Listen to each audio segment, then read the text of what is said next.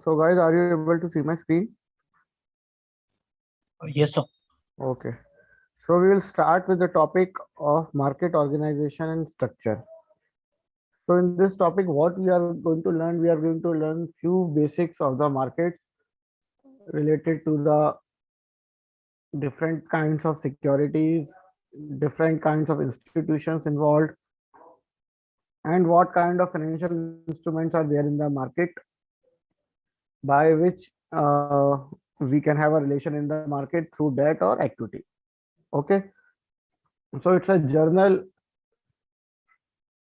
topic, but have lot of useful information to grasp. Okay, so it's an important topic. Guys, please pay attention, and whenever you have any doubt, you can just ask me. Feel free to ask me any questions.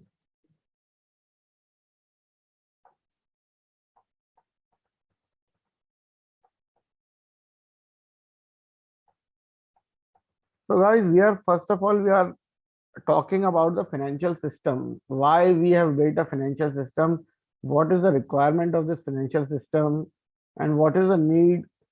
And why we need a very good financial system, very transparent, and a mature financial system in our economy. So can anyone tell me, give me an idea what is the basic requirement of a financial system? Why we need a financial system to run a country or to run our individual finances? What is the reason for this? That you can uh, save well and invest that money back into the economy for the economy to run in a smooth way. Yes, That's why you need a proper financial system.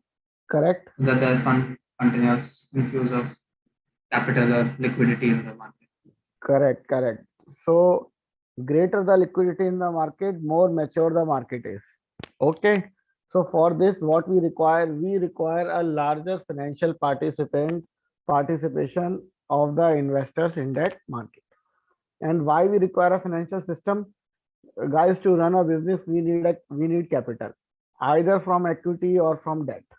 Okay, we need capital. Now, if we have a financial system, then we can go to the bank or we can go to the investment bank and we can ask, okay, we want to issue IPO, we want to raise some capital, we want to have get some loan. So to get all those things, to keep in check all those things, we need a financial system. Now this is the first part. Okay, the capital seeker. Who seeks capital? The business, the companies seeks capital who run their business, who wants to expand, wants to acquire companies, they need more capital. And what about others? So the people, the individual or the institutions who save money, they need some kind of a channel to invest their money. So suppose someone wants to invest in debt, someone wants to invest in equity. Okay. So a company who issues bond issues a debt, and who buys that debt? The retail investor or the institutional investors buys that debt.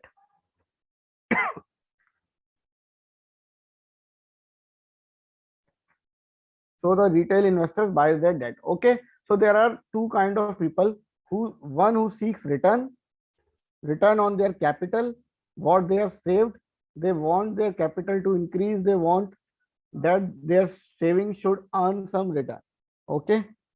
Their capital should earn some return. And who are the other party? The other party is the capital seeker who wants the capital to run their business, and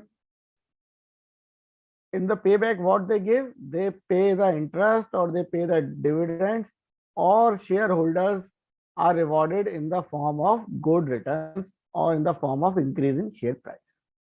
So for all these activities, guys, we need a financial system.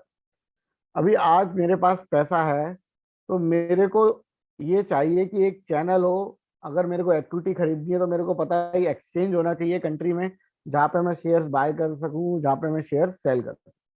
ठीक है. अगर मेरे को fix deposit करना है तो मेरे को बैंक चाहिए अपने कंट्री में, अपने सिटी में, जहाँ पे मैं जाऊं और अपने पैसे को जमा कर. ठीक है. So what is the crux? crux is this: all these institutions, all these participants combine and they built a financial system of a country. जितने कम पार्टिसिपेंट्स होंगे, जितनी कम ट्रांसपेरेंसी होगी, उस कंट्री का फाइनेंशियल सिस्टम उतना ही वीक होगा. Is this point clear to you guys? Any doubt? Yes. No, sir. ठीक है. तो फाइनेंशियल सिस्टम की जरूरत क्या है कि भाई जो सेविंग कर रहा है उसको रिटर्न चाहिए और इट सेविंग, और उसको रिटर्न क्यों चाहिए? वो कैश क्यों नहीं रख सकता? Why we should not keep cash in our house? Opportunity cost of interest loss. Sorry, your voice is breaking. Hello. Yeah, please say. And that's cost, like cost of interest. You lose the interest that probably you get in other instruments. So cost of holding money. Yeah, so you can say in this way because there is an inflation in the ecosystem. So price do generally tend to rise. The commodities price or your food prices, they tend to rise. And suppose if you are going to keep the cash at your home, so what happens? The purchasing power of that cash will decrease. Okay, the purchasing power of that cash will increase. So what? To match the inflation, either to match the inflation or to beat the inflation, you need to get some return on your cash. You need to get some return on your capital. So that's why you seek different forms of investment to get return so that you can at least match the inflation rate. So are you getting my point, guys?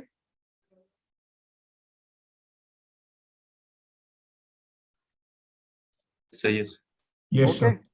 तो अगर हमारा bank का saving rate 5% है और inflation 8% है, तो am I going to make any real money or am I going to lose the purchasing power of my money?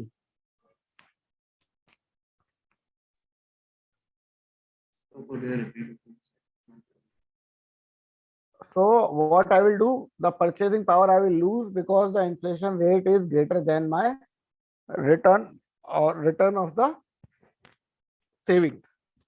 Okay, Yes, sir. is this point clear? Yes, sir. Okay, great.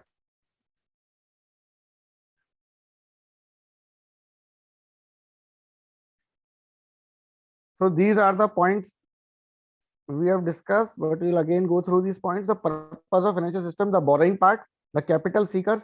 People may borrow to spend on vacation, homes, car, etc. In return, pay the cost of that purchase today by foregoing the cash in the future. Okay. So if someone wants to buy a house or a car, so he or she may seek a loan from the bank. Company may borrow today in expectation of a business idea, generating returns higher than the cost of capital.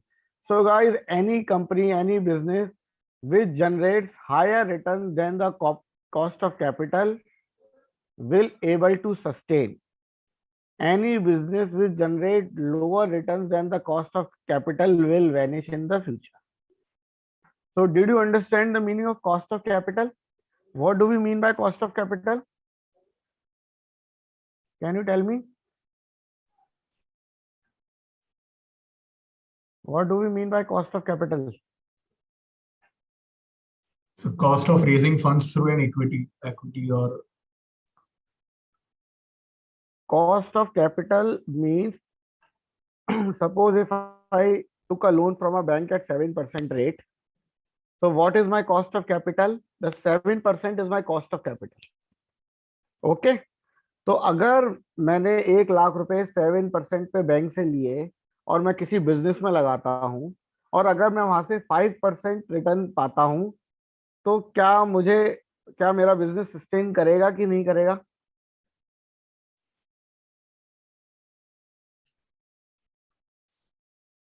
If I borrow 1,00,000 rupees at 7% from bank and invest at 5% in a business, will my business survive or not?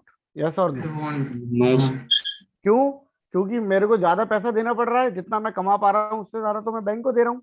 Correct 2%. Right. हाँ. है ना? तो क्या होगा Yes. कि या तो मेरे को ज्यादा और कैपिटल चाहिए होगी कहीं से, अदरवाइज अगर मेरे को कैपिटल नहीं मिलेगी तो मेरे 1 लाख रुपीज वैनिश हो जाए। ठीक है। सो द कॉस्ट ऑफ, अब कॉस्ट ऑफ कैपिटल जो मैंने अभी बताई 7%, that is called the cost of debt, because you borrowed a debt. Now for equity investment we generally compute, if you know WACC, have you heard about weighted average cost of capital, the discount rate? Yes, sir. Okay, so this is a different method, we'll discuss it in the coming topic. So this is called your WACC. So there comes your cost of equity and your cost of debt. So आपको क्या लगता है, cost of equity ज्यादा होती है, cost of debt ज्यादा होती है? Cost of debt. Cost of debt ज्यादा होती है। Why? Sorry, sir. The cost of equity ज़्यादा होता है because we have to pay what we earn. We have to pay what we earn, इसका क्या मतलब है, बताओ सोच के।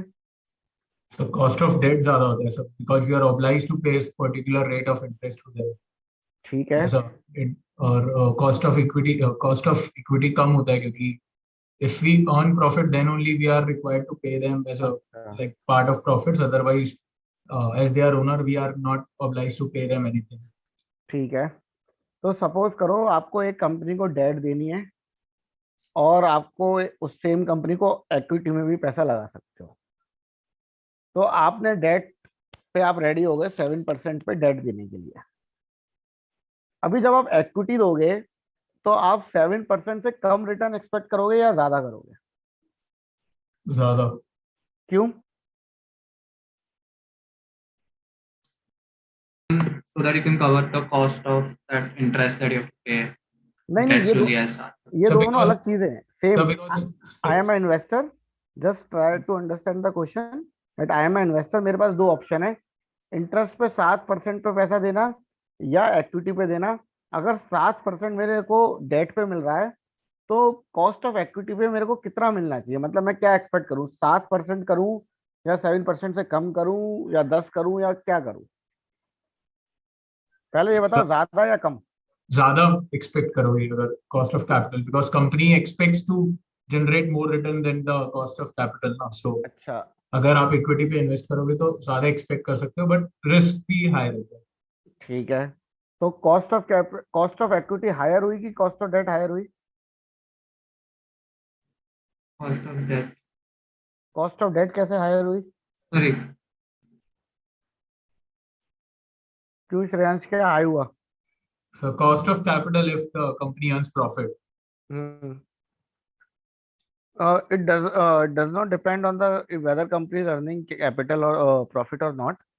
आप ये बताओ कि डेट रिस्की है कि इक्विटी रिस्की होता है? Equity. तो हायर रिटर्न एक्सपेक्टेशन डेट में होगी कि इक्विटी में होगी? Equity. इक्विटी में होगी। Yes sir. तो भाई जब अगर मैं किसी कंपनी में पैसा लगा रहा हूँ इक्विटी में, तो कॉस्ट ऑफ कैपिटल हाई हुई ना कंपनी की तरफ से। मैं इक्विटी में पैसा लगा रहा हूँ तो मैं हायर रिटर्न एक्सपेक्ट कर रहा हूँ कि नहीं कर रहा? अगर बैंक 7% डेट पे पैसा दे रहा है तो कितना रिटर्न एक्सपेक्ट कर रहा है बैंक? 7%, करेक्ट? सर ये कंपनी के पॉइंट ऑफ व्यू से अपन देख रहे हैं कि इन्वेस्टर्स के? नहीं, जो कंपनी के लिए कॉस्ट ऑफ कैपिटल वही तो होगा जो मैं सीख करूंगा। भाई अगर बैंक 7% पे दे रहा है तो बैंक के लिए एक्सपेक्टेड रिटर्न क्या हुआ? 7%, करेक्ट है ना? अगर बैंक 7% पे डेट दे रहा है तो एक्सपेक्टेड रिटर्न बैंक के लिए क्या है? 9%. 7%। और कॉस्ट ऑफ डेट क्या है कंपनी के लिए? 7%, Right. करेक्ट ना? Yes sir. ठीक है, तो भाई जितना मैं सीख करूंगा उतना ही तो कॉस्ट ऑफ कैपिटल बन जाएगी ना कंपनी के लिए। यस और नो?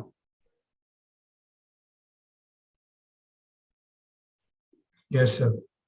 भाई ऐसा सिंपल बताओ, कॉस्ट ऑफ कैपिटल अगर कोई इन्वेस्टर इंडिया में पैसा लगाता है तो ज्यादा होती है, यूएस में पैसा लगाता है तो ज्यादा होती है?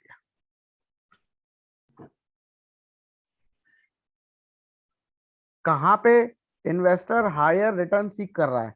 इंडिया में या यूएस में? यूएस में। रॉन्ग, इंडिया में, क्योंकि इंडिया ज्यादा रिस्की कंट्री है कि यूएस ज्यादा रिस्की कंट्री है? तो cost of capital is dependent on the risk you take क्या? भाई अगर रिस्क हाई हुआ तो सपोज करो कोई रिस्की कंपनी है, तो बैंक हायर रेट पे डेट देगा या लो रेट पे डेट देगा? अगर रिस्की कंपनी है तो हाई रेट पे Higher देगा। rate पे। तो इसका मतलब कहीं ना कहीं रिस्क पे डिपेंड करती है कॉस्ट ऑफ कैपिटल। राइट। अगर कोई रिस्की कंपनी में आप पैसा लगा रहे हो तो आप बोलोगे मेरे को हर साल 15% चाहिए भाई, यस और no? So you're right. Cost of capital depends on the risk, ठीक है? And your cost of equity is higher than your cost of debt. क्यों हायर होती है ये बताओ? डेट होल्डर इक्विटी जब, इन्वेस्टमेंट रिस्की, दैट्स हाँ नहीं तो कैसे रिस्क पता चलता है? जब डेट होल्डर को अगर आप देते हो पैसा डेट होल्डर की फॉर्म में, तो आपको पता है कि हर साल मेरे को फिक्स इंटरेस्ट पे होना ही होना है, करेक्ट? करेक्ट। बट जब आप इक्विटी में पैसा इन्वेस्ट करते हो तो company is not liable to pay you dividend. obliged to pay you dividend, yes? Correct. उसको जो पैसा मिलेगा कैसे मिलेगा? By increase in share price, yes? Yes और नो? तो रिस्क ज्यादा कहाँ हुआ? इक्विटी होल्डर पे। दूसरी चीज, अगर in case of a bankruptcy अगर कंपनी लिक्विडेट होती है तो लिक्विडेट होके सबसे पहले किसको पैसा मिलता है? अगर किसी कंपनी को मैं लिक्विडेट करता हूं तो जो पैसा आता है सबसे पहले किसको मिलता है? Debt holders. डेट होल्डर्स को। सबसे आखिर में किसको मिलता है? सबसे आखिर में Common इक्विटी equity. होल्डर्स, ठीक है? तो भाई आप हर जगह सबसे नीचे हो कि नहीं हो? तो उसके एवज में आप क्या सीख करोगे? हायर रिटर्न सीख करोगे कि नहीं करोगे? Are you getting the point? Yes. कोई डाउट किसी को?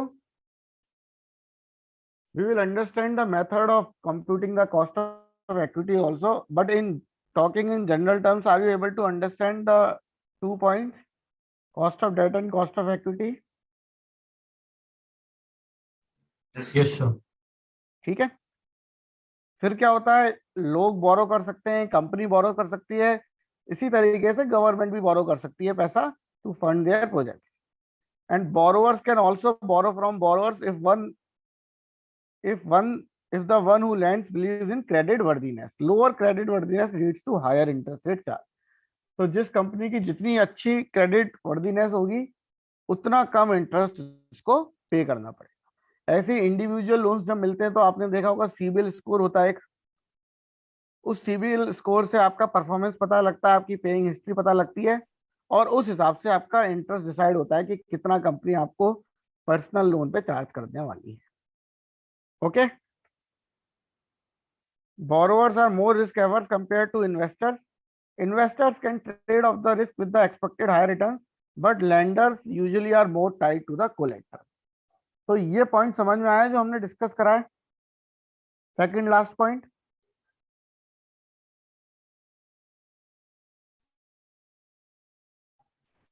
यस। ठीक है, क्लियर है ना? बोरोवर कंजर्वेटिव होते हैं, उनकी रिटर्न एक्सपेक्टेशन हाई नहीं होती, उनको बस अपना फिक्स्ड इंटरेस्ट चाहिए होता है टाइमली। इन्वेस्टर्स क्या बोलते हैं? इन्वेस्टर्स की हाई एक्सपेक्टेड रिटर्न होती है क्योंकि उनको पता है कि भाई मेरा इन्वेस्टमेंट ज्यादा रिस्की है। सेम कंपनी में एक डेट होल्डर है और एक शेयर होल्डर है, तो debt holder will have a lower expected return while the equity holder will have a higher expected return, ठीक है? Credit rating agencies can promote borrowing by improving the information related to credit worthiness.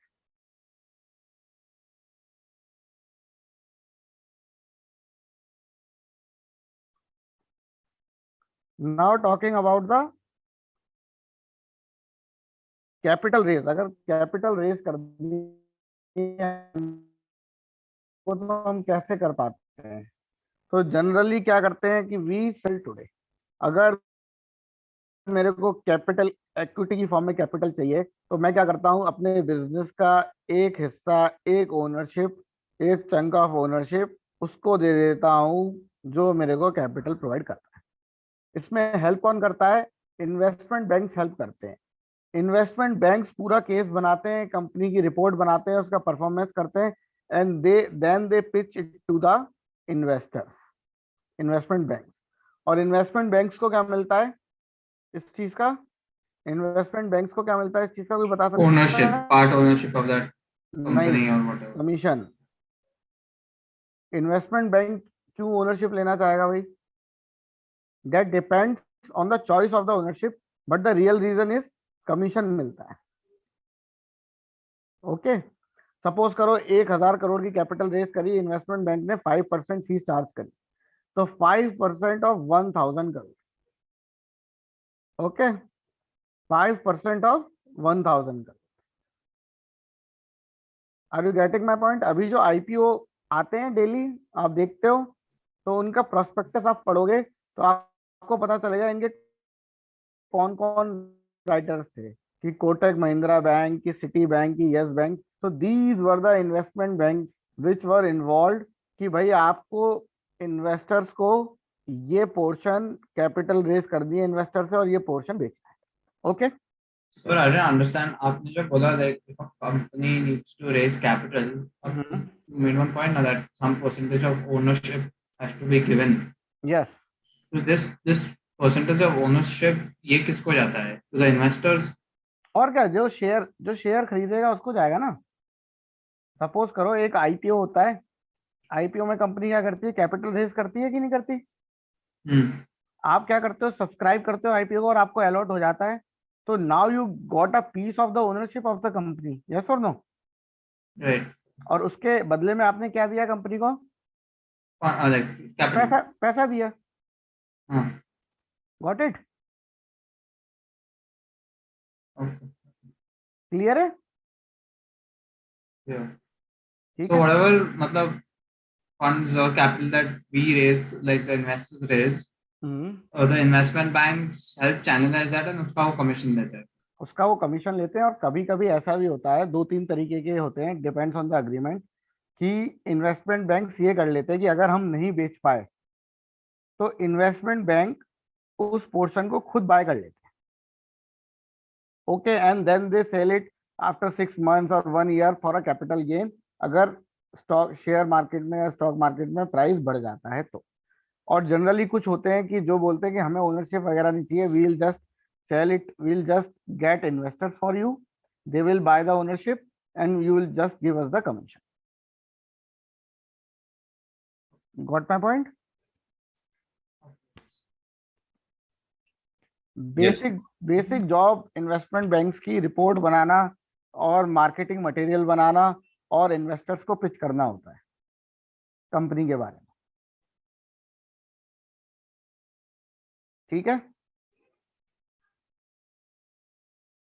Is this clear guys? Yes, sir. Then moving on to the regulatory bodies. Regulatory body क्या करती है? Regulate करती है, ये देखती है कि कहीं पे कोई भी अनएथिकल चीज नहीं हो रही, कोई मिसडीड नहीं हो रही, कोई चीटिंग तो नहीं हो रही है। तो इसके लिए वो डिफरेंट रूल्स बनाती है। और वो रूल्स, अब किस तरीके के रूल्स बनते हैं कोई बता सकता है? एक इनसाइडर ट्रेडिंग का नाम सुना है? Yes, sir. तो क्या क्या करती है उसको? जैसे रिजल्ट आने वाला है तो कंपनी के जो अंदर के एम्प्लॉयज है, अकाउंटेंट्स वगैरह या जो मैनेजमेंट वगैरह, उनको पता है कि रिजल्ट बहुत अच्छा आने वाला है। ठीक है, तो they are not allowed to buy the share. Result आने के 6 वीक पहले या 2 मंथ पहले they are prohibited to be active in the market for that stock of the company. क्यों? क्योंकि उनको ऑलरेडी इनसाइडर इंफॉर्मेशन अच्छा आने वाला है तो वो बाय कर लेंगे, फिर एक बार रिजल्ट आने के बाद जब मार्केट बढ़ेगा तो वो सेल कर देंगे। तो इस तरीके से regulation check and balance maintain करके चलती है, सो दैट कोई भी अनएथिकल एक्टिविटी वहां पे ना हो। ठीक है,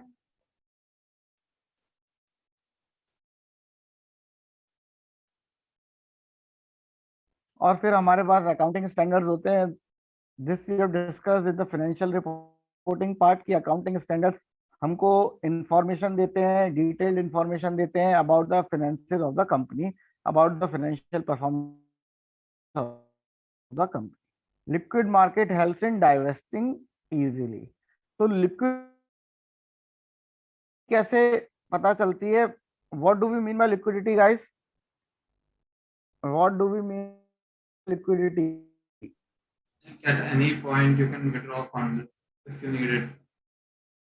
नहीं, लिक्विडिटी का मतलब क्या होता है? So converting shares into cash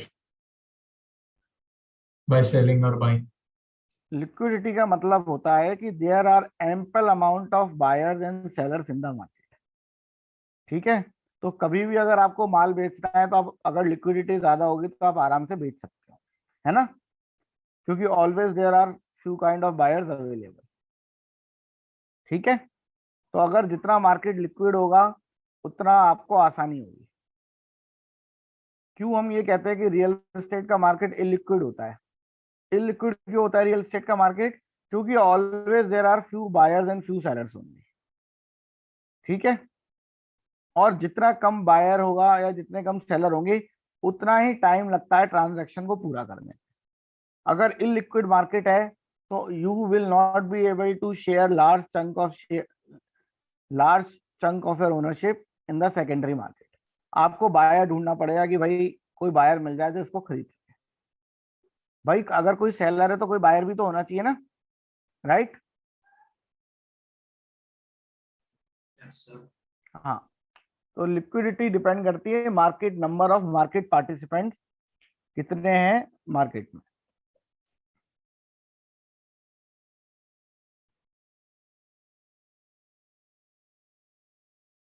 अब क्या होता है, क्या फाइनेंशियल सिस्टम रिस्क की बात करता है? भाई हमको रिस्क भी तो मेंटेन करके चलना है ना। क्या क्या रिस्क हो सकते हैं? ट्रांसफर ऑफ रिस्क हो सकता है। अब farmer worried about price dropping for his barley in the future. तो सपोज करो गाइस मैं अभी बार्ले की फार्मिंग कर रहा हूँ और 4 महीने बाद I will be able to sell my product, but मेरे को पता है कि शायद मेरे प्राइसेस 4 महीने बाद काफी लो हो जाए जब बेचने का टाइम आएगा। तो मैं क्या कर सकता हूँ? क्या कर सकता हूँ मैं? Futures contract. तो मैं फ्यूचर या फॉरवर्ड कॉन्ट्रैक्ट की मदद से एक प्राइस अभी से लॉक कर सकता हूँ कि भाई इतने प्राइस पे मैं तो अपना माल बेचूंगा, इतने प्राइस पे मैं अपना माल बेचूंगा। अगर मैं ये एंटिसिपेट कर रहा हूँ कि बार्ले के प्राइसेस 3 या 4 महीने बाद और ड्रॉप हो जाएंगे। ठीक है, क्लियर है ये? तो इसकी ये किसकी मदद से करता हूं मैं? ये फ्यूचर या forward contract, will read them in detail. अभी के लिए इतना कि हमको फाइनेंशियल इंस्ट्रूमेंट की मदद से हम अपना रिस्क मैनेज कर सकते हैं। ठीक है,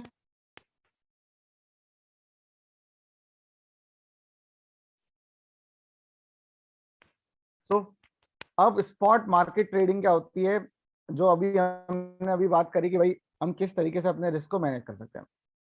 अब Volkswagen pays its German workers in euros, but the company receive dollars when it sell cars in the US। तो कंपनी पे जो कर रही है, एक्सपेंसेस पे करती है यूरोज में, और जो उसको रेवेन्यू रिसीव होता है वो किस में होता है? डॉलर्स में। To convert the money from dollar to euros, Volkswagen trade in the foreign exchange market. ठीक है, क्यों? जब वो डॉलर उसको मिलते हैं तो वो क्या करता है, उस डॉलर को किस में कन्वर्ट करता है? किस में कन्वर्ट करता है डॉलर को? German Euro. यूरोज में कन्वर्ट करता है। वो करता कहाँ पे? जाके फॉरेन एक्सचेंज। Forex में। ठीक है, forex. Mexican investor who is worried about the prospect of peso inflation or a potential devaluation of the peso may buy gold in the gold spot market। ठीक है, तो हमको अपना रिस्क मैनेज करने के लिए ये देखना होता है कि हम क्या इंस्ट्रूमेंट खरीदें या क्या स्ट्रेटजी अडॉप्ट करें जिससे हम अपना रिस्क मैनेज कर सकें। ठीक है, तो उसके लिए डिफरेंट मार्केट्स होते हैं। आपका कमोडिटी मार्केट होता है, आपका गोल्ड मार्केट होता है, आपका फॉरेक्स मार्केट होता है। वहां पे हमको देखना पड़ता है कि भाई अब हमको क्या करना चाहिए। ठीक है,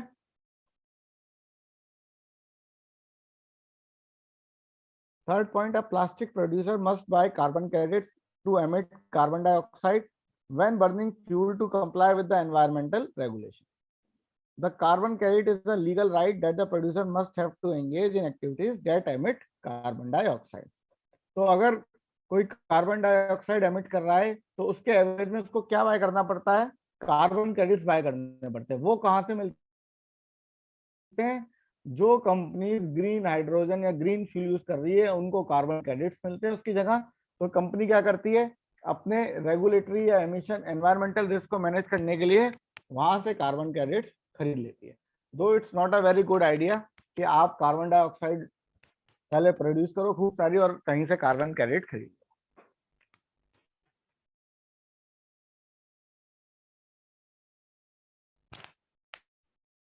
तो गाइस एक क्वेश्चन है, you can try this question but I would suggest कि जो सारे क्वेश्चन है सीएफए के, one the chapter is done then you can do, because अभी इसमें से एक दो ऑप्शंस आपको शायद ढंग से ना समझ आए। So we will discuss these questions once the topic is completed.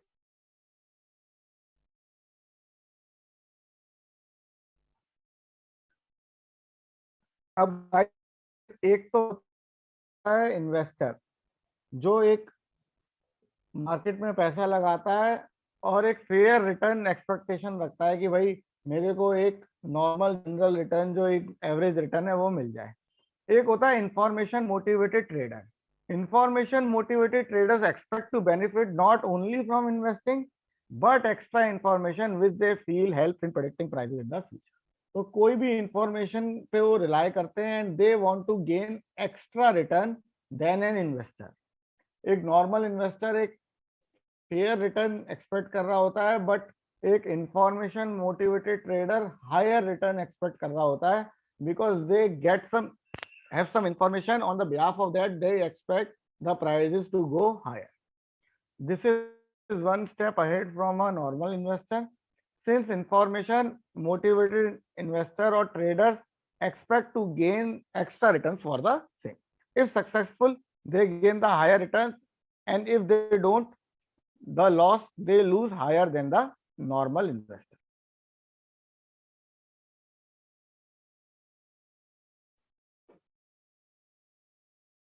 Exam tip क्या है, the distinction is the motive and not the risk for the time period. So guys इसमें रिस्क का खतरा कम, मोटिव का खतरा ज्यादा है। मोटिव का खतरा इन मींस कि डिफरेंस क्या है इन्वेस्टर में और एक ट्रेडर में, इनसाइडर ट्रेडर में। ट्रेडर एक्सपेक्ट करता है कि कोई इंफॉर्मेशन उसके पास है जिसके जरिए वो ज्यादा रिटर्न कमा सकता है। So the objective is different.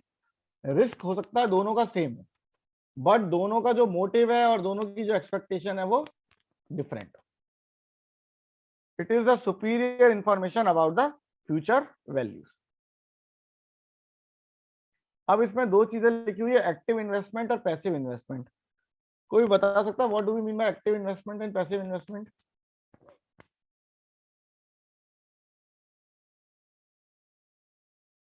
Any idea about active managed investment and passive investment?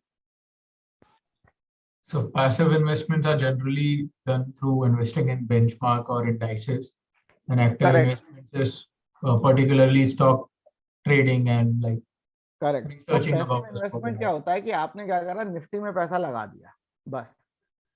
You are not going to buy any particular share और सेल पर्टिकुलर शेयर। आपने बोला कि भाई इंडेक्स में पैसा लगा दिया और बैठ गए, दैट इज पैसिव इन्वेस्टमेंट।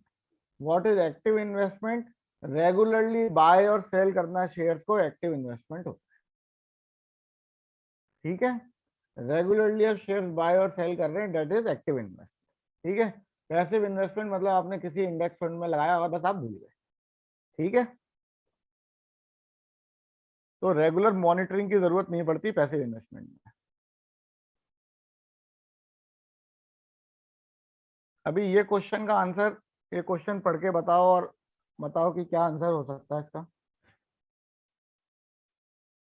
ठीक है, ये क्वेश्चन क्लियर है? You guys are right. Because investor क्या करता है, एक नॉर्मल रिटर्न एक्सपेक्ट करता है। यहाँ पे लिखा है कि that the investor is in the hope of earning a return excess of a fair return. Hedger क्या होता है? जो अपनी एसेट को बचाने के लिए, अपने रिस्क को मैनेज करने के लिए या तो ऑप्शंस बाय कर रहा है या फ्यूचर में है या फॉरवर्ड कॉन्ट्रैक्ट कर रहा है, वो हेजर होता है। To minimize the risk one do the hedging. Okay, अगर आपको रिस्क मिनिमाइज करना है then you opt for hedging. But यहाँ पे इस तरीके का कोई रिस्क के बारे में कुछ लिखा नहीं है, तो the answer is C, information motivated trader. ठीक है गाइस, क्लियर है?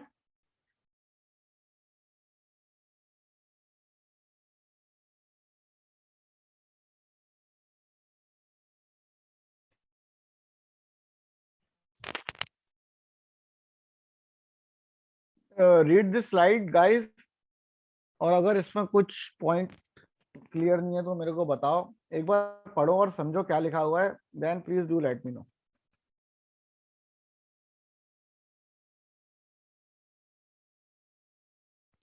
So guys, I hope you have read the slide. Any doubt? No, sir. Clear है? पेंशन फंड क्या होता है, पेंशन कंसल्टेंट क्या होता है कि भाई जिसको रिटायरमेंट के लिए पैसा लगाना है कि रिटायरमेंट में उसको पेंशन मिल सके। ओके, सो वो एक एक्सेस रिटर्न सीख नहीं करता है, वो एक फेयर रिटर्न सीख कर रहा होता है।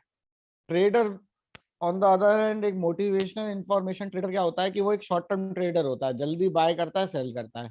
Pension fund generally have a larger appetite, वो लॉन्गर टर्म के लिए स्टॉक्स को रखते हैं and they don't do active management, kind of more of a kind of a passive man.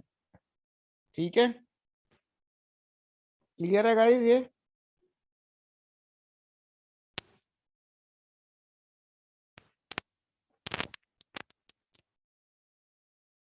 Okay, should I move forward to the next slide? Yes, sir.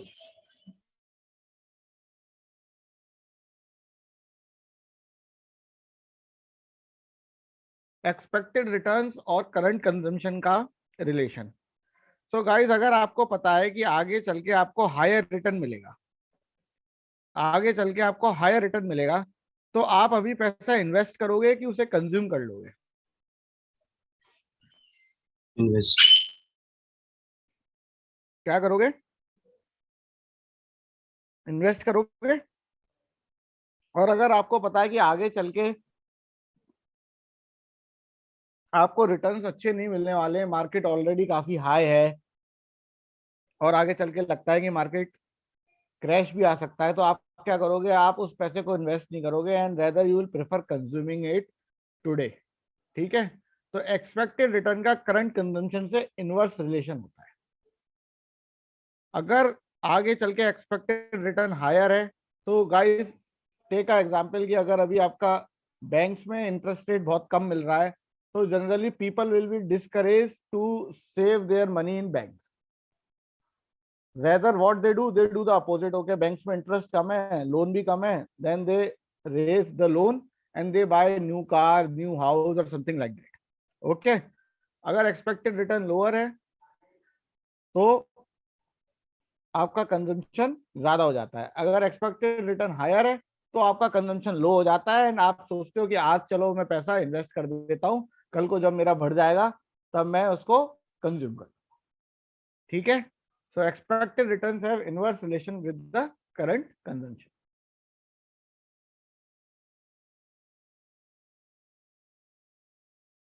Now we are talking about the efficiency. So guys, आपके 100 रुपए अगर save होते हैं तो आप क्या सोचते हो? आप ये सोचते हो ना कि इसको मैं कैपिटल एलोकेशन करूं efficiently.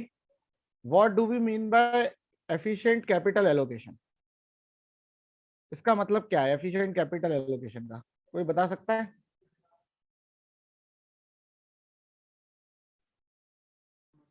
I think that whatever capital or money you have, you invest it in like risky and non-risky, like little less risky assets and asset classes, correct, so that you have a holistic portfolio correct, and diversified portfolio, so that correct, अगर एक little risky or a little less risk, so that you can balance it out.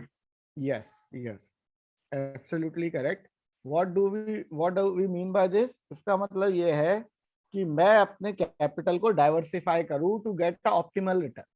ना तो मैं ज्यादा risky में लगाऊं और ना मैं बहुत ही कम रिस्की में लगाऊं। तो मैं अपनी कैपिटल को एफिशिएंटली एलोकेट करने की सोचता हूँ कि मेरा कैपिटल एलोकेशन जो है वो एफिशिएंट हो, तो मैं उसको क्या करता हूँ, डाइवर्सिफाई कर देता हूँ. So in theory, capital allocation should ideally happen efficiently, meaning to the most deserving project or the idea. This process finally gets indirectly decided by the savers, who decide if the capital is allocated to a bond, an IPO, or just a saving account. If the saving account interest rate is too low or too risky, then the capital will find its way to other avenues. Okay? So guys, जैसा कि अभी हम देख रहे हैं कि suppose करो कि मेरा अभी मैं मार्केट में पैसा लगाता हूँ and market is very much high, तो मेरे को पता है कि फ्यूचर रिटर्न्स हो सकता है इतने मेरे को ना मिले, क्योंकि ऑलरेडी मार्केट का अच्छा रन लास्ट 1 और 2 ईयर्स में हो चुका है. तो what I will do, I will try to efficiently allocate the capital. तो अभी के लिए मैं क्या करूंगा कि 80% डेट पे डाल दूंगा, 20% इक्विटी में डाल दूंगा. And once I see there is a crash in the market और something like that, what I will do, I will increase my allocation from debt to equity. ठीक है. तो फाइनेंशियल सिस्टम हमको क्या करता है, इस चीज में भी मदद करता है, क्योंकि जितने ज्यादा एवेन्यूज होंगे उतना ज्यादा हम अपने एलोकेशन को एफिशिएंट बना सकते. ये पॉइंट क्लियर है गाइस? कोई डाउट? Oh, sir. ओके.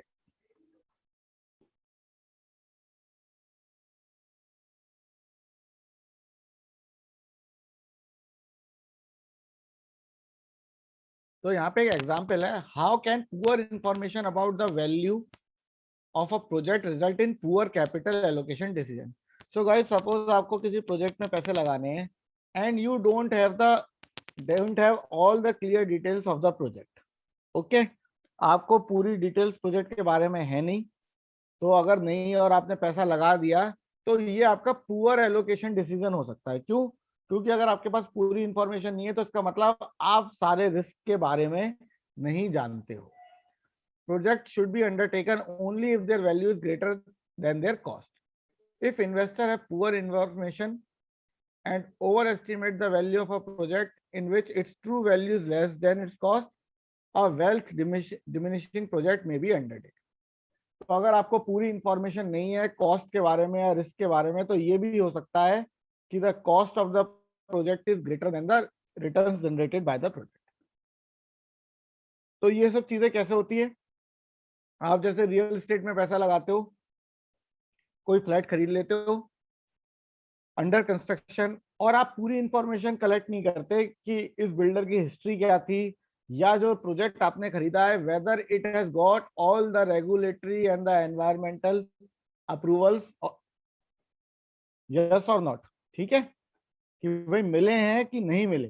अगर आपके पास पूरी इंफॉर्मेशन है तब आप सोच समझ के लगा रहे हो, तो it means you have understood all the risk involve with that project. और अगर आपके पास पूरी इंफॉर्मेशन नहीं है और प्रोजेक्ट के पास कोई क्लियरेंस नहीं मिला किसी चीज को लेकर और 4 साल तक प्रोजेक्ट अटक गया, तो इसका मतलब कि आपका वो जो इन्वेस्टमेंट था वो लॉस मेकिंग इन्वेस्टमेंट हो जाएगा. ठीक है, ये पॉइंट क्लियर है guys? Guys, is this clear? Yes, sir. Okay.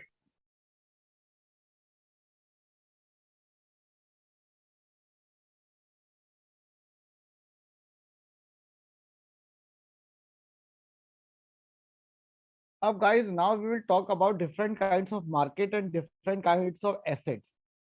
अलग अलग टाइप की एसेट्स होती है, डेट एसेट्स होती है, इक्विटी एसेट्स होती हैं, and also we will see what kind of classification of market is there. तो एक्टिवली ट्रेडेड एसेट्स क्या होती है, एक तो डेट हो गई, इक्विटी हो गई, आपकी करेंसी हो गई, कोमोडिटीज हो गई, और आपकी कॉन्ट्रैक्ट्स हो गए, the future and the forward contract. तो generally guys the standardised format जो होता है वो आपका फ्यूचर कॉन्ट्रैक्ट होता है. Forward contract is a contract, customised contract between the two parties. Future contract एक स्टैंडर्डाइज्ड कॉन्ट्रैक्ट होता है जो आपका एक्सचेंज पे ट्रेड होता है और जिसके बीच में एक गारंटर भी होता है, which is called as clearing house. We will discuss about this in the coming slide about the clearing house. But इतना समझिए कि फॉरवर्ड और फ्यूचर में क्या डिफरेंस होता है. फॉरवर्ड एक कस्टमाइज कॉन्ट्रैक्ट होता है between the buyer and the seller, between the two parties. Future contract एक स्टैंडर्डाइज कॉन्ट्रैक्ट होता है. ठीक है. तो counter party risk, do you understand the meaning of counter party risk? What do we mean by counter party risk? क्या होता है counter party risk, कोई बता सकता है? Associated with your like basically external risk, not in your hand. Counter party risk होता है, suppose करो आपको किसी सामने वाली पार्टी से किसी डेट को पैसे लेने थे और वो आपको पैसे नहीं देता है. ठीक है. सामने वाली पार्टी डिफॉल्ट कर देती है, आपको पेमेंट नहीं करती. That is called counter party risk. अभी काउंटर पार्टी रिस्क फॉरवर्ड में ज्यादा होगा या फ्यूचर में ज्यादा होगा? Forwards. Forward. क्योंकि स्टैंडर्डाइज कॉन्ट्रैक्ट नहीं है and that is not traded on exchange. Future में क्लियरिंग हाउस होता है जो आपको पहले कुछ मार्जिन डालने के लिए कहता है, जो एक बोलता है कि आपको एक सिक्योरिटी डिपॉजिट करनी पड़ेगी इसके against, and clearing house acts as a guarantor. ठीक है. अलग अलग मार्केट कौन से होते हैं? एक तो स्पॉट मार्केट होता है, market where the delivery of the security is immediate. तो सपोज करो जैसे आपकी एक सब्जी मंडी होगी, तो सब्जी मंडी क्या है? आपकी एक स्पॉट मार्केट है कि अगर आपको टमाटर का रेट पता करना है, then you just go to the mandi, you will see okay टमाटर का क्या रेट चल रहा है, कितने रुपए में डिलीवरी हो सकती है. That is your spot market. ठीक है. Primary market is your IPO market. जब आप आईपीओ लिस्ट होने से पहले जब एलोकेट होता है, आप सब्सक्राइब करते हो उसको, that is the primary market. Secondary market क्या होता है कि जब ऑलरेडी लिस्टेड कोई कंपनी है, मैं उसके शेयर्स खरीद लेता हूं, that is your secondary market. The place where investors exchange the security for profit और लॉस. मनी मार्केट क्या होता है? Debt instruments with a maturity of 1 or less than 1 year. Capital market, debt instruments with a longer duration of maturity. Traditional investments, debt, equity, mutual funds. Alternate investments, hedge funds, private equity, securitized debts. तो alternate investments क्या होते हैं? आपके hedge funds हो गए, private equity हो गई, real estate हो गया, ये सब आपके alternate investments में आते हैं. कोई डाउट गाइस इस स्लाइड में?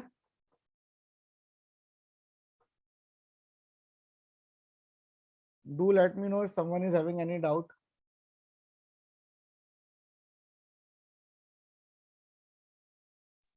No, sir. Great.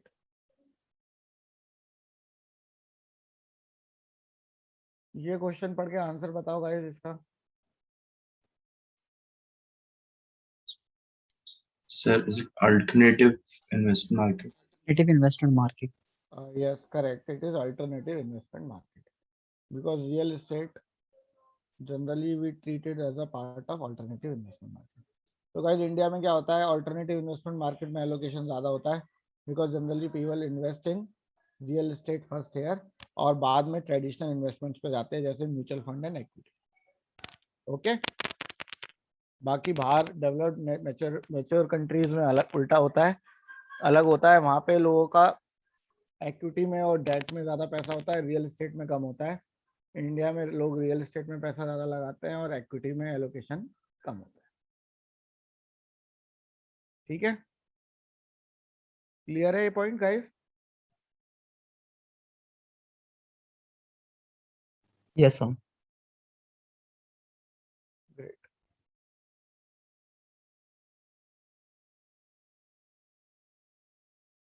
So now guys we are talking about a fixed income security. तो फिक्स्ड इनकम सिक्योरिटी क्या होती है? Generally a bond. तो बॉन्ड कैसे काम करता है? Do you understand the functioning of a bond? क्या क्या पॉइंटर्स होते हैं? एक बॉन्ड को समझने के लिए हमारे पास क्या क्या इंफॉर्मेशन होनी चाहिए, बता सकते हो? बॉन्ड को समझने के लिए हमारे पास क्या क्या इंफॉर्मेशन होनी चाहिए? Coupon rate, maturity, coupon time. Rate क्या होता है? So the rate of interest which the bondholders get correct. periodically until the तो जो bond gets. Coupon payment periodically होने वाली है, that is decided from your coupon rate. And मेरे पास क्या होना चाहिए, मैच्योरिटी पता होनी चाहिए कि भाई 10 साल का बॉन्ड है कि 5 साल का बॉन्ड है। मैच्योरिटी से हमारा मतलब होता है कि प्रिंसिपल पेमेंट मेरे को कितने साल बाद मिलेगा। अगर 5 साल मैच्योरिटी है बॉन्ड की, तो इसका मतलब 5 साल ईयरली मेरे को कूपन मिलेगा, और 5वें साल में 5वें साल के कूपन के साथ मेरे को क्या मिलेगा, प्रिंसिपल पेमेंट। ठीक है, ये पॉइंट क्लियर है गाइस?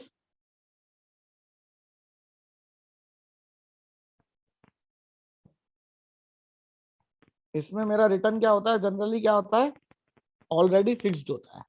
मेरे को पहले से ही पता होता है कि मेरे को कितना रिटर्न मिलेगा। तो that's why these securities are generally called as fixed income securities.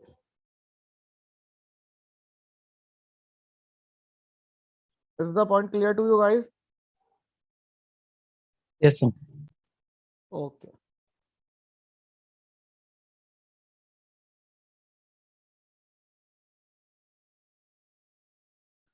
तो फिक्स्ड इनकम सिक्योरिटीज भी अलग अलग हो सकती है, नोट्स एंड बॉन्ड्स हो सकते हैं।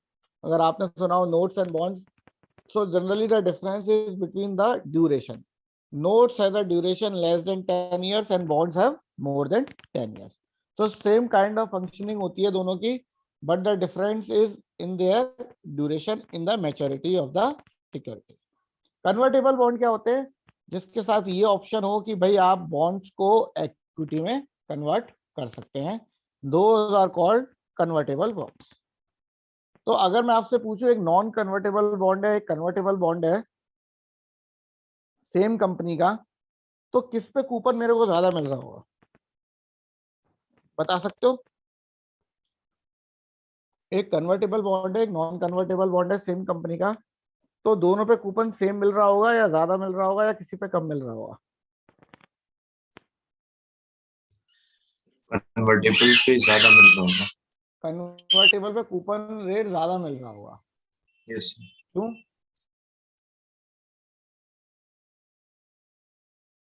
What is the logic? Non convertible में ज्यादा मिल रहा होगा बिकॉज उनको पीरियोडिक उतना पेमेंट मिलेगा ही, और कन्वर्टेबल वालों को they have an option to convert it into equity shares, so they might not get that much. Correct.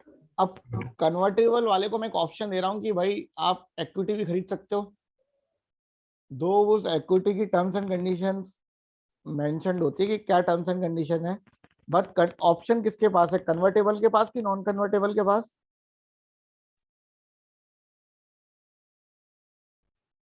किसके पास ऑप्शन है गाइस, कन्वर्टेबल के पास या नॉन कन्वर्टेबल के पास? कन्वर्टेबल। ठीक है, उसके पास ऑप्शन है, तो मैं उससे क्या बोलूंगा कि मैं तेरे को थोड़ा इंटरेस्ट कम दूंगा क्योंकि तेरे पास ऑप्शन है, you can gain the return by investing.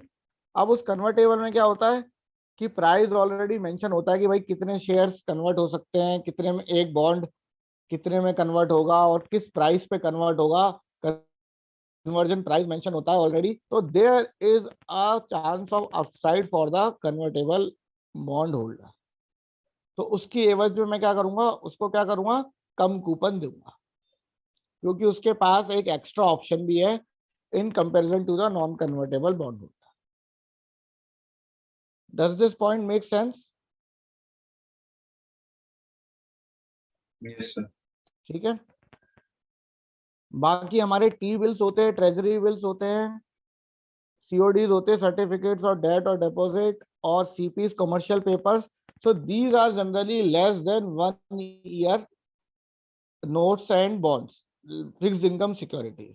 जो 2 महीने 3 महीने, तो आपने गवर्नमेंट के टी बिल्स देखे होंगे 3 महीने के, 6 महीने treasury bills.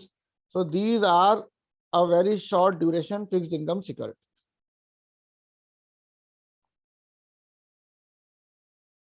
Repurchase agreement, a short-term instrument used by the lender to borrow money in exchange for an instrument. The idea is for the borrower to agree to buy it back at a higher value in the future at a specified interest rate.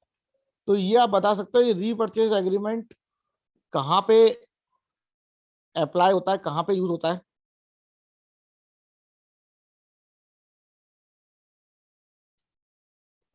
Banks में और central bank. Correct. तो एक repo rate होता है, तो repo rate is the rate at which banks can borrow from RBI. ठीक है, तो रेपो रेट जिस रेट पे बैंक आरबीआई बैंक को लेंड करता है वो आपका रेपो रेट होता है. So these repurchase agreements have application in the banking system. Is this clear to you guys? Yes, sir. Any doubt?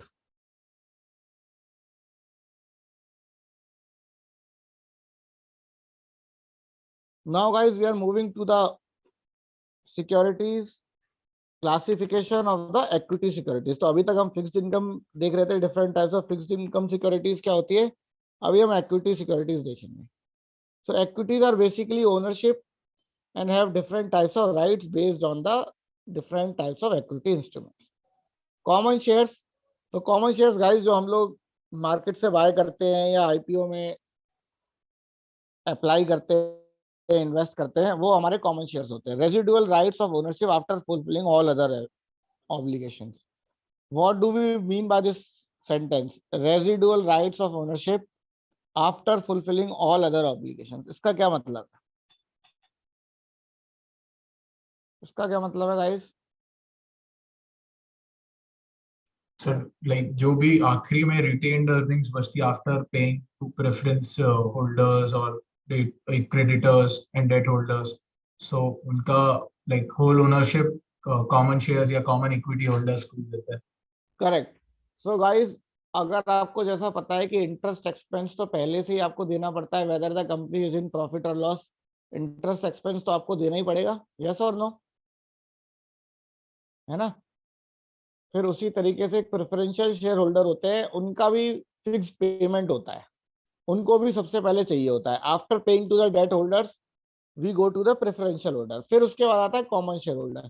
अगर कुछ बचता है इन सबको देने के बाद तो हम कॉमन शेयर होल्डर की बात करते हैं. And this applies same at the time of liquidation और bankruptcy.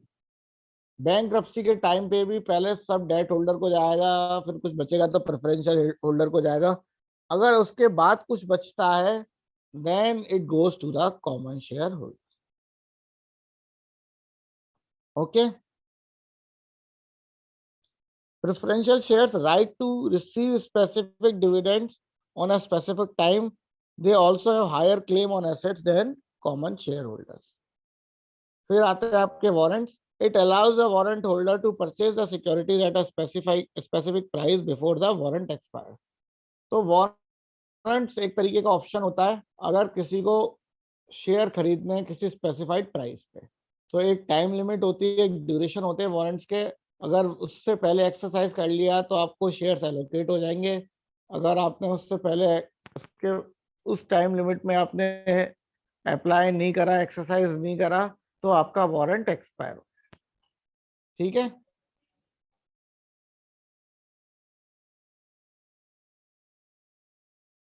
Is the point clear to you guys?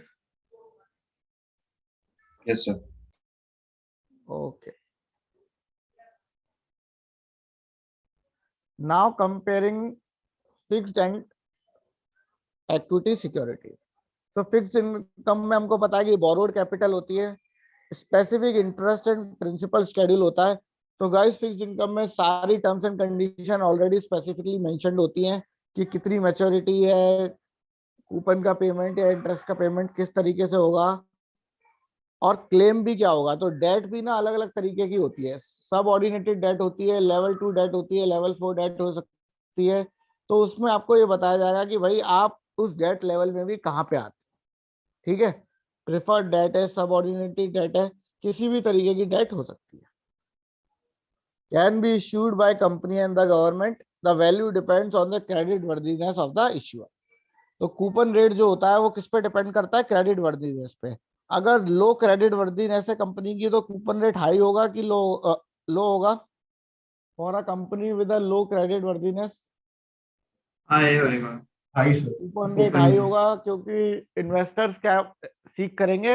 High return सीख करेंगे, because the company is risky due two is low credit worthiness. Holds default risk, credit risk and interest rate. हाँ Just a sir. doubt. So if a company like purchases a fixed income say bond हाँ from a financial institution, then and its credit worthiness is low. ठीक So है, like technically, if he's purchasing a bond, he'll be getting COVID payments, right, हाँ from the financial institution. Or if I'm wrong, मतलब आप ये कह रहे हो कि एक कंपनी ने बॉन्ड इशू करे एक बैंक को, बॉन्ड इशू नहीं, बॉन्ड खरीदा है. अच्छा बस परचेज करा है, ठीक है, हाँ, so technically he is liable to get the coupon payments, na? Correct, he will get the coupon payment. So in that case, like if his credit worthiness is low, then how can he get like high coupon payments? He technically get तो less. इसमें क्या होता है कि किस rate पे bye करा है बॉन्ड. अगर कंपनी सपोज करो, जैसे कंपनी ने आज बॉन्ड इशू करा था, आज कंपनी की कंडीशन बड़ी अच्छी थी, ठीक है, तो लो कूपन रेट था, करेक्ट. अभी क्या हुआ, 10 ईयर का बॉन्ड था, चौथे साल बाद कंपनी की क्रेडिट वर्दीनेस खराब हो, तो अभी आप बोलोगे सर कूपन रेट तो चेंज होगा नहीं, कूपन रेट तो मान लो फिक्स्ड कूपन रेट है, तो फिर हम कैसे पता करेंगे कि कैसे कॉम्पनसेट करेंगे. तो जो परचेजिंग प्राइस है ना बॉन्ड का, वो क्या हो जाएगा, उस रिस्क को कॉम्पनसेट करने के लिए गिर जाएगा. तो जो परचेजिंग प्राइस है बॉन्ड का, उस रिस्क को कॉम्पनसेट करने के लिए गिर जाएगा. Just give me a second guys.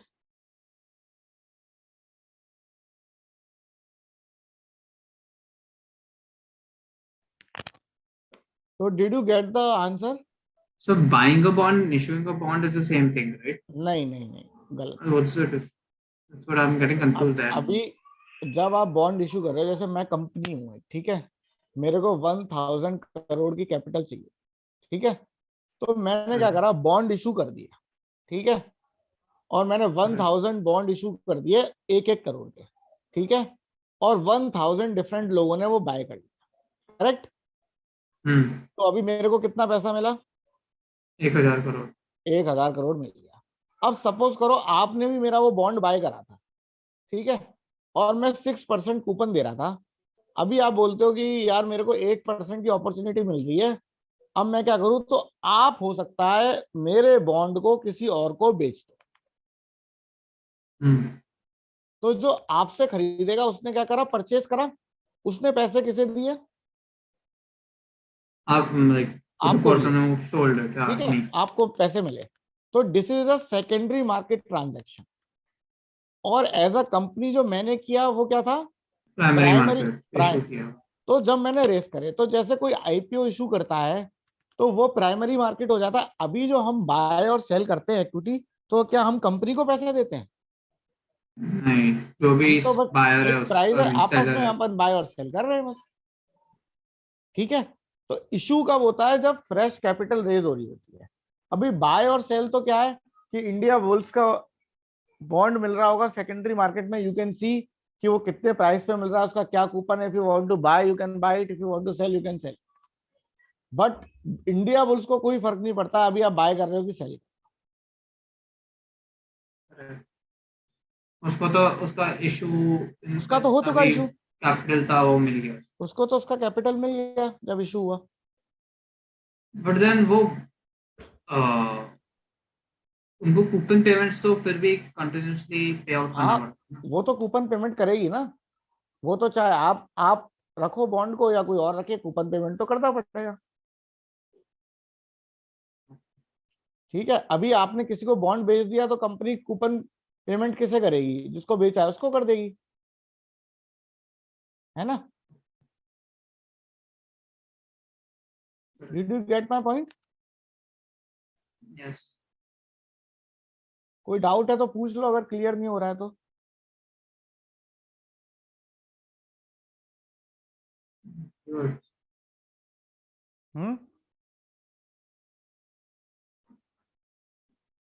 Clear है? यस. ओके. क्या क्या रिस्क हो सकते हैं फिक्स इनकम में? डिफॉल्ट रिस्क हो सकता है कि भाई आपने बॉन्ड लिया और कंपनी आपको कूपन पेमेंट देना बंद कर दे, या आपको आपकी पेमेंट को, प्रिंसिपल पेमेंट को डिफॉल्ट कर दे. क्रेडिट रिस्क, कंपनी के पास पैसे ही नहीं है आपको पे करने के लिए. Interest rate risk, interest rate risk अगर आपने बॉन्ड पढ़ा हो, we need to discuss about the bond here. अगर इंटरेस्ट रेट बढ़ते हैं तो मेरे बॉन्ड की वैल्यू घट जाती है, और अगर इंटरेस्ट रेट घटते हैं तो मेरे बॉन्ड की वैल्यू बढ़ जाती है। Always remember, interest rate have a inverse proportion relation with the price of the bond. Now talking about the equity security, owner's capital, right of ownership and participate in the upside of the stock performance. Have lower claim on the assets than fixed income, has market risk and company risk, does not have predefined schedules of payment. कोई भी schedule पहले से fix नहीं होता. They are not obliged to regularly pay you dividend or so. Enjoy dividends if declared by the company.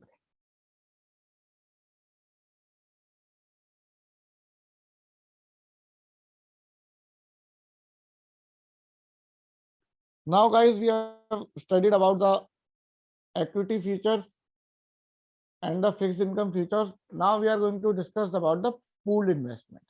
तो pool investment का biggest example क्या है, कोई बता सकता है? आपके म्यूचुअल फंड्स, अलग अलग इन्वेस्टर्स थोड़ा थोड़ा पैसा लगाते हैं और एक फंड बन जाता है. That is pooled. The money is pooled from different kinds of investors, and which is called your pooled investment. Similar thing goes with the exchange traded funds, which is called as ETFs. So ETF क्या होता है? ETFs are open-ended funds that replicates a certain index. So guys, अगर आपको Nifty का ETF खरीदना है तो there is a ETF called Nifty 20. ठीक है, तो निफ्टी 20 क्या करता है? निफ्टी 20 एग्जैक्टली रेप्लिकेट करता है निफ्टी को. ETFs have authorized participants who have the option to directly trade with the ETF. तो आप क्या कर सकते हो? आप अपने ETF को डायरेक्टली मार्केट में खरीद सकते हो या बेच सकते हो. अभी सपोज करो आपने निफ्टी का म्यूचुअल फंड खरीदा, तो आप क्या करते हो? आप रिडीम करते हो कि नहीं करते? आपको यूनिट्स मिलती है, आपको वो रिडीम करनी पड़ती है. ETF के साथ क्या, आपने ETF खरीदा 10 रुपीज का, आप उसको 15 रुपीज में एक्सचेंज पे ही बेच सकते हो. These are generally liquid and ETFs. Why ETFs are favorable? Because they have low cost associated with. Mutual funds में कॉस्ट ज्यादा होती है, कमीशन ज्यादा होते हैं. ETFs में कॉस्ट बहुत कम होती है.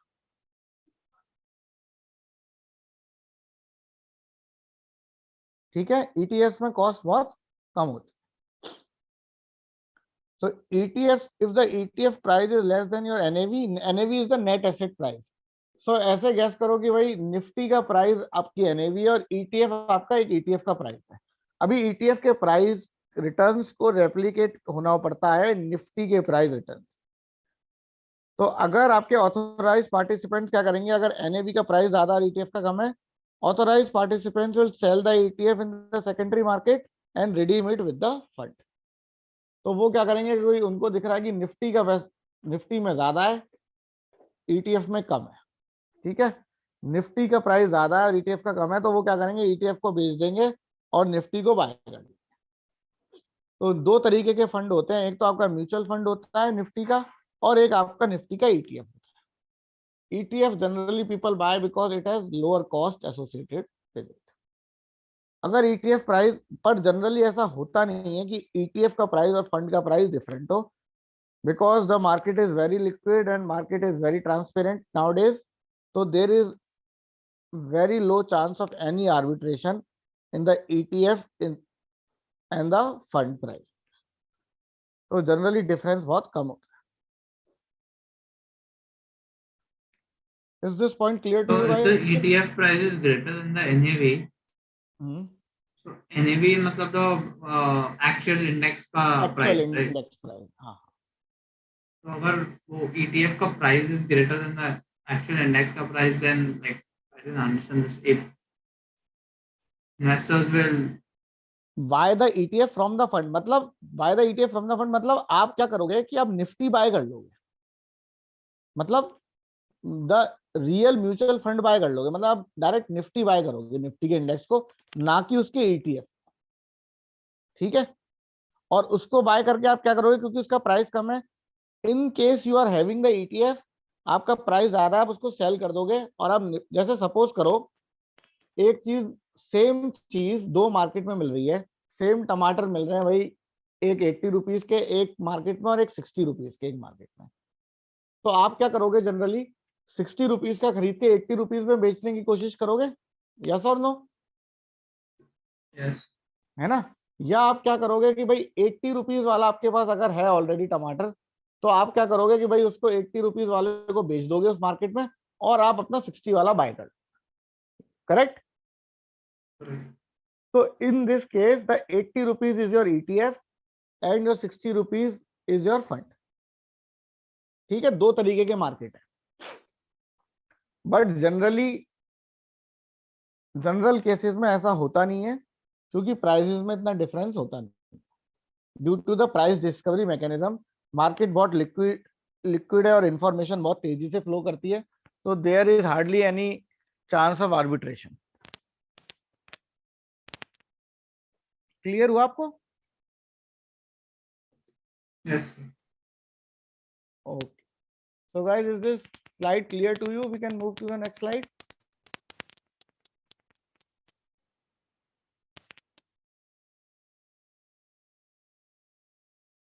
Now there is an interesting type of pooled investment which is called asset backed securities.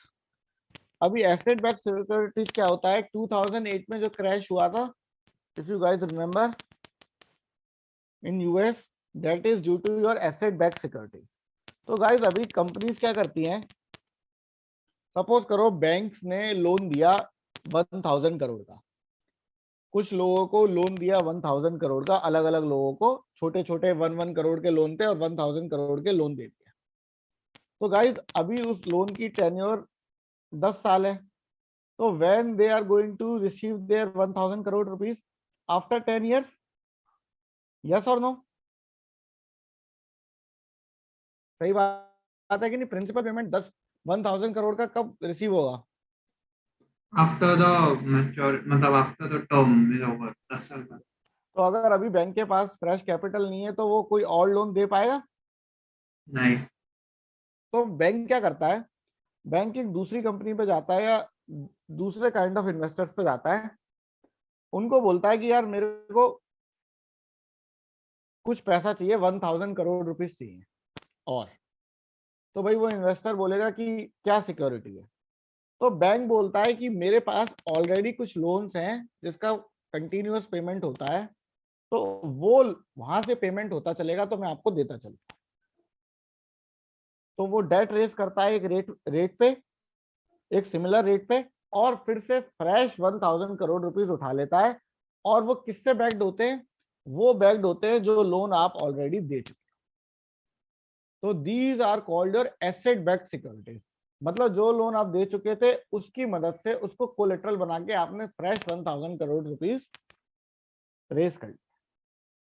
Did you get my point? Concept समझ में आया guys? Basically, the loan payments of the earlier 1000 Yes. CR that Yes. given is backed by issuing the new 1000 crore. The new 1000 crore जो आपने raise करे, that is backed by the previous loan. हाँ, I mean जो नया पैसा race करा है ना, वो बैक्ड है आपके previous securities. previous loan payments. Yes. Okay. तो अगर वो हाउसिंग लोन्स थे तो that is called your mortgage backed securities which is called as MBS. तो जनरल टर्म्स में we treat it as asset backed securities, are securities with their underlying being pool of assets, credit card receivables, mortgage loans. The way to think about asset backed security is just to think of as fixed income or equity, but the only difference is in this case the asset includes unusual assets like individual credit cards and mortgage payments.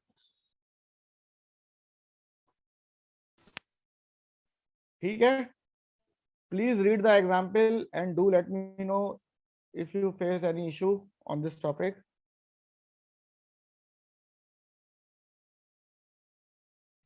So, sir, on basis of this pool that they create, if they want to, ask for, if the bank wants to take, supposing in this example that you gave, that after disbursing the 1000 crore loan, Yes. if the bank wants additional 1000 crore, we go to some other bank to ask for that loan, bank or investor. Other bank or investor or any company, yes. So when they propose that like obviously they need to propose some collateral in Yes, order to get that 1,000 crores from the investor. yes, So then they will segregate this underlying security as collateral. Yeah. Yes Like, yes yes. वो segregate कैसे होती है, क्योंकि अब जो आपने investors को loan दिया, अलग अलग तरीके के इन्वेस्टर्स होते हैं उसमें। किसी को आपने 6% पे दिया होगा, किसी को 8% पे, तो उसमें भी सेग्रीगेशन हो जाता है कि आपको high quality asset back securities चाहिए, आपको मीडियम क्वालिटी चाहिए, आपको low quality.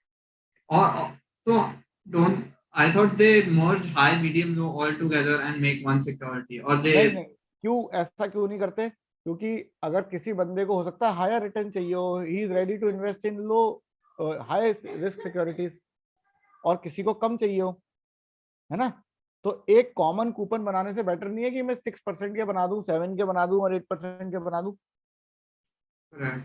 But in 2008 crisis में तो they merged everything and they used to term it as नहीं नहीं, 2008 में भी क्या हुआ था कि इस तरीके से हमने एक चीज करी, अभी 1000 का लोन मिला, फिर से नए लोन दिए अपन ने, ठीक है, उस लोन के अगेंस्ट फिर हमने और एसेट बैक सिक्योरिटीज क्रिएट करते हैं। सो गाइस, सपोज करो जिसको आपने सबसे पहले लोन दिया था, अगर उसने पैसे देने से रोक दिया, तो डोंट यू थिंक पूरी चेन अटक जाएगी? हाँ है ना? अगर सबसे पहले 1000 लोगों को जो मैंने लोन दिया था, अगर उन्होंने पे करना बंद करा, तो पूरी चेन अटक जाएगी कि नहीं अटक जाएगी? तो उसमें भी अपन ने ना अलग अलग करा था, क्योंकि अलग अलग, और जब हम बहुत एंड में पहुंचे, क्योंकि क्या होता है कि सेल करने में आसानी होती है। सपोज करो आपका 1000 करोड़ है, तो क्या आपको ऐसा लगता है कि आपका सारा लोन बिक जाएगा? जरूरी तो नहीं है। हो सकता है बस 500 करोड़ का ही बिके। 500 करोड़ आपका हाई क्वालिटी का लोन था, आपने हाई क्रेडिट स्कोर वालों को दिया था, तो what they do, they just take the 500 one along और उसको दे देते थे, ठीक है। Now you are talking about the merge point. कुछ बैड लोन्स को वो हाई सिक्योरिटीज के साथ मर्ज कर देते थे to make a good package. जब अब आपने जो बुरे 500 करोड़ थे उसको क्या करा, थोड़ा थोड़ा 100 करोड़ करके आपने हाई क्वालिटी के साथ मर्ज कर दिया उसको, और एक ही प्रोडक्ट बना दिया, एक ही पैकेज बना दिया। सीडीओ बना। यस, ठीक है, that is a CDO. So basically जो 100 CR का bad loan था, they merged it with the high credit good rating good good worthiness. 400 और 500 लोन। जो मतलब short है that's going to come back yes yes, to the bank. ठीक है, got this point?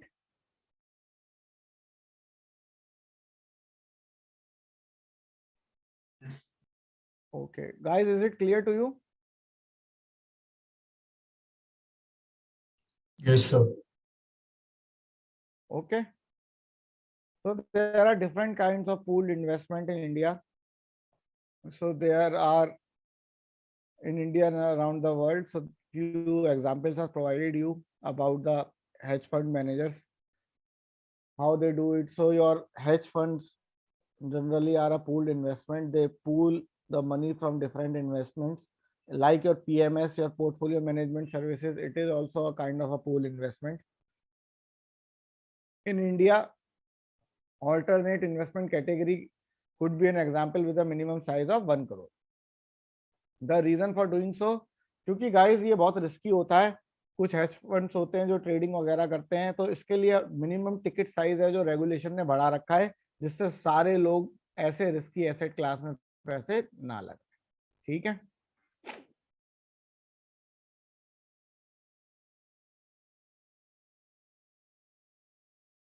Guys, I think I will stop here.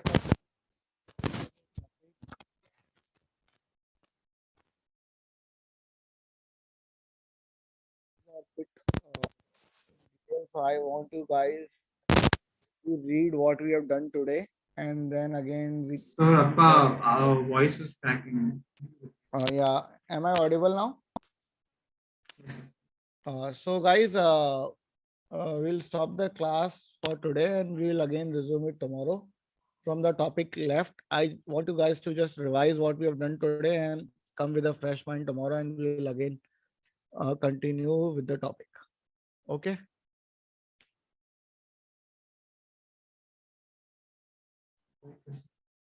Okay, guys. So thanks for your time and see you So tomorrow. just one doubt, Abhi, Yeah. like while revising, we'll revise from the PDF that you were showing right now, right? I think you guys have the CFA curriculum file. Yes, sir. Yes. Yeah. So you guys need to read the CFA curriculum files because these are the summarized version of CFA curriculum. Okay. So these are not all the information provided to you. It's the summarized way. So for detailed understanding, you need to read the CFA curriculum file. Is that clear? Yeah. Okay, clear. Okay. And then you have to solve the questions there only, and then Yeah. So what I would suggest, the practice problems are after the topic. In between, there are few problems. You can practice those problems. But once the complete topic is finished, then you can move on to the practice problem. Hope this makes sense. yes, sir. Okay, guys. So thanks for your time. See you tomorrow. Thanks. Thank you, sir. Thank you, sir. Okay. Bye bye. Bye-bye.